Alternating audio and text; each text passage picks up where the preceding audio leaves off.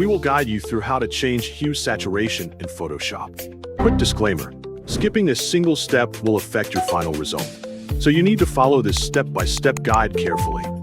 If this guide helpful, don't forget to like and subscribe. First, don't forget to comment if you still need our help or want to ask something, and we will reach you as soon as possible. Second, open Adobe Photoshop. Open the image you want to edit. Open the Layers panel on the right side, or select it from the Window menu if it is hidden. At the bottom of the Layers panel, click the New Adjustment Layer icon, which looks like a circle divided into light and dark halves.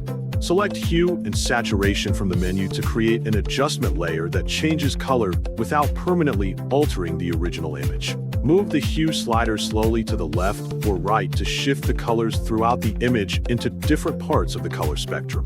Watch the canvas while moving the slider and notice how each original color changes in real time, stopping when the overall color balance suits your goal. Adjust the saturation slider to control the strength and intensity of the colors.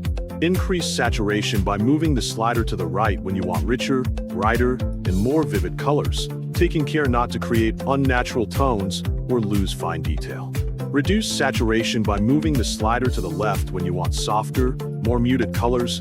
Adjust the lightness slider if needed, moving it slightly to brighten or darken the affected colors while preserving important highlights and shadows.